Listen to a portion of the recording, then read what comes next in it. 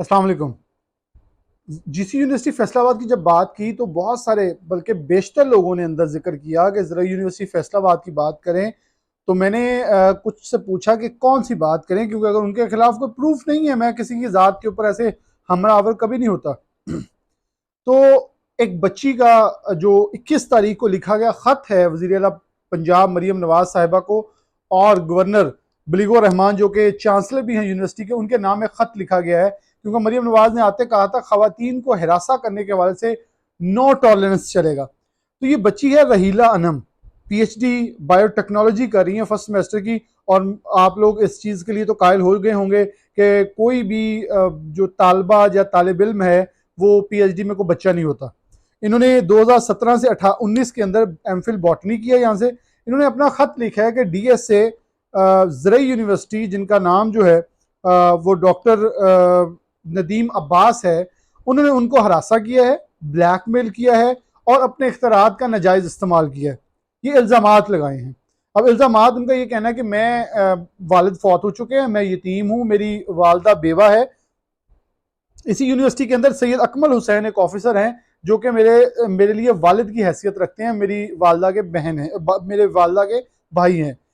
तो वो उनके पास मैं जाती हूँ कुछ अपनी ज़ाती, क्योंकि जब बाप सर पे नहीं है तो मेरे लिए वो बाप के दर्जे के ऊपर है। तो मैं उनके लिए उनके पास जाती हूँ, तो कुछ मेरे फैमिली इश्यूज थे जिसके ऊपर मेरी उनके साथ कुछ तकरार होती है।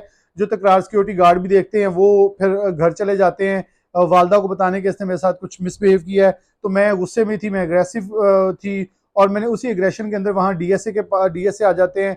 वो मुझे ज़बरदस्ती अपने दफ्तर ले जाते हैं और मुझसे मोबाइल छीन लिया जाता है। मेरे मोबाइल से मेरी गैलरी ओपन की जाती है, नंबर देखे जाते हैं, मैसेज देखे जाते हैं और मेरी कुछ चीज़ें शेयर की जाती हैं। इल्ज़ामात वो लगा रही हैं रहीला अनम जो है। और फिर वो कहती हैं कि मुझे बाकायदा ये जुमले बोले गए कि आप का कुछ चक्कर चल रहा है सी अकमल हुसैन के साथ, आपकी खूबसूरती के ऊपर, तो वो आपको कमेंट भी देते, कॉम्प्लीमेंट भी देते होंगे।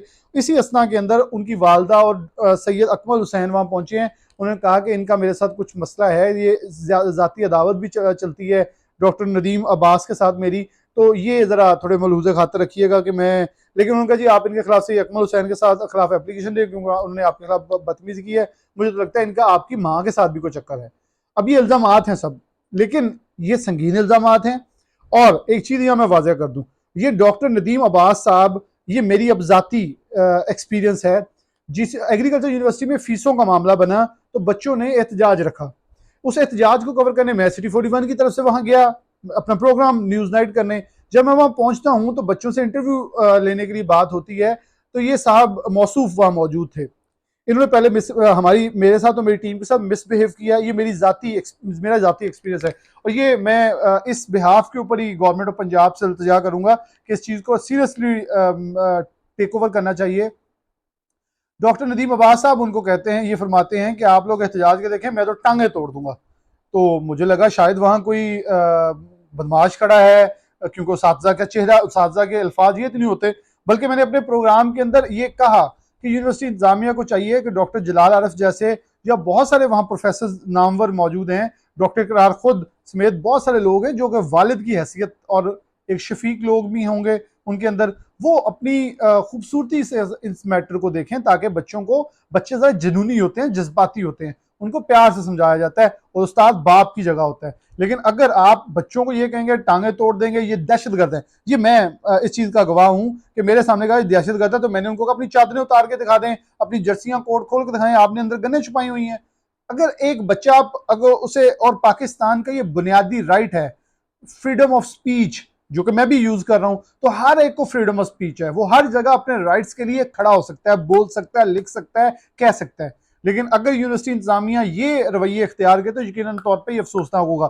और मैं बड़ा दो टोक अंदाज में कह सकता हूँ डॉक्टर नदीम अब्बास का जाती अपनी मौकफ हो सकता है, यूनिवर्सिटी इंतजामिया या कोई भी यूनिवर्सिटी इस हद तक रूड और हार्श बिहेवियर नहीं अपनाती। लेकिन डॉक्टर नदीम अब्बास साहब इस पूरे मैटर, जो ये वाला मैटर है, ये उससे डिफरेंट इसलिए कि बच्ची ने एक इल्ज़ाम लगाया है और गवर्नर पंजाब और वज़ीर मरीम नवाज शरीफ को ये लिख के उन्होंने कहा है कि मुझे इंसाफ चाहिए, मेरे साथ इंसाफ किया जाए, इनको इनकी सीट से उतारा जाए। और ये एक ऐसी शख्सियत है जो मिसबिहेव भी करते हैं, ब्लैकमेल भी करते हैं। और आप यकीन मानिए, मुझे मैसेजेस के अंदर और मेरे कमेंट्स के अंदर इतनी बड़ी तादाद है जो इनके बारे में बोल रही है, लेकिन मैं फिर भी कहूंगा इंक्वायरी होनी चाहिए, क्योंकि एक उस्ताद हैं डॉक्टर नदीम अब्बास, अगर वो क्लियर हैं तो उनको क्लीन चिट देनी चाहिए, वगरना ये देखना चाहिए कि कोई अपनी इख्तियारात का नजायज इस्तेमाल क्यों कर रहा है।